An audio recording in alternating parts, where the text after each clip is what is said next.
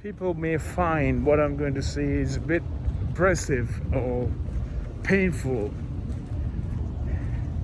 But let me tell you, what's painful is for me to look at what you just saw before this video of the ocean, the coastline here, just behind me, where the jet ski sports center, right attached to the hotel there and the resort. What's so unfair is that even at this time, it seems that there's hardly anyone about. The jet ski sports facility is actually shut. I'm sure people are feeling the crush of it, but at least the environment, the animals, the other creatures, the planet is somewhat breathing. Tell me, when your life is struck this way, and if you are doing everything to look after it, right? Isn't it time that you look after the planet also? Because that's life. And that life is what makes this life and every other life possible. When you smash and trash the very life form, have a look at this. I'm not making this up, folks. Look at all this. I'm simply not making things up. This is just a microscopic, microscopic speck on the planet. And look at the devastated impact a human waste, when I say human waste, the packaging and other has done to the planet. I'm not in any way angry for all of this. I am simply speaking out because look, a mask, that wasn't enough. A bin, bottles, drunk. When people are going crazy when they say the COVID mental pandemic, there isn't no such thing as COVID mental pandemic. It's the human virus on the planet is what has destroyed the life and destroyed our life on the planet very much. What are you going to leave for the children of the future? What are you assuming that you are going to do for the lives of your children and their life? Industrial concrete has been dumped onto the ocean, maybe to create a barrier of such. But to me, it seems that some dumping has taken place. All this stuff that's been just chucked down the edge of it. This is to me a disaster. Look at that tiny little creature looking and waiting for food, yet there isn't any food. All there is, the food that could have been thriving for that bird and for those little creatures, there's hardly any. Because with this sort of contamination to the planet, this sort of impact to the life on every corner, every segment of the planet.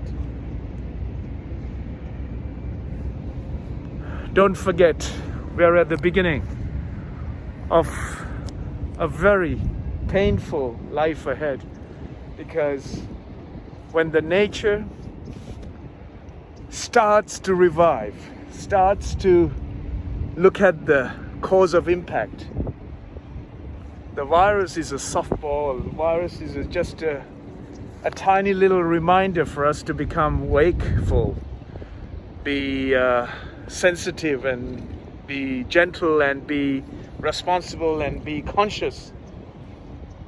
When the earth, shoes, slippers, everything is chucked when we have this wasteful ideas in our mind, our disposable attitude to life, produce, destroy, and devastate the landscape and environment and the nature. When you have this kind of mentality across every segment of society, don't look for well-being and health and mental health well-being and physical well-being, and any of that will not ever be able to sustain with this kind of... The governments are printing out money, giving you money for you to get drunk, go and buy the next cheapest item, use it and trash it in this way. When that is the case, I think the government should wake up and make the people you pay and hand out cash to go and get themselves drunk, smoke, get their head and mind out of place, and abuse not themselves but everyone around, plus the environment they live. I think the virus is a reminder that there's much more for us to prepare for our lives if we wish our children and our next generations to be healthy and well. Because today, what we have done to the planet, and we are continuing to do and continuing to behave in this way, there's not a single human being around here, folks. No one about. I'm still being responsible and keeping my mask on. No one around here. No one. All the resorts are shut. No one around. I'm doing my exercises. I'm walking around, keeping away from human beings so much so that I can relate my life to the nature and existence and be healthy and well and leave a message when I'm no longer here, that I have been here during the most sensitive times, and I have seen the devastation and the impact we have caused to human welfare and to our mental welfare and to the innocent creatures like that little bird there. And my journey on this world and my life has been dedicated wholly for the well-being and the health of this planet and every life that exists here. And I have spoken so much. The language I speak doesn't seem to be heard or be able to understand by the so many who does not seem to see life in this way. The way I see, with a sensitive feeling of vibration to life. And if you are sensitive to life, you will never have the courage or the attitude or the need to do any of this. You will do simply just enough so that you will do what is needed and what is necessary for our lives and the lives behind us and the lives of these innocent, beautiful creatures who doesn't make any impact on us, yet it makes an incredible impression on us as to how to live and how to be, how to show value, how to show some sensitivity to the existence that we all share and live here.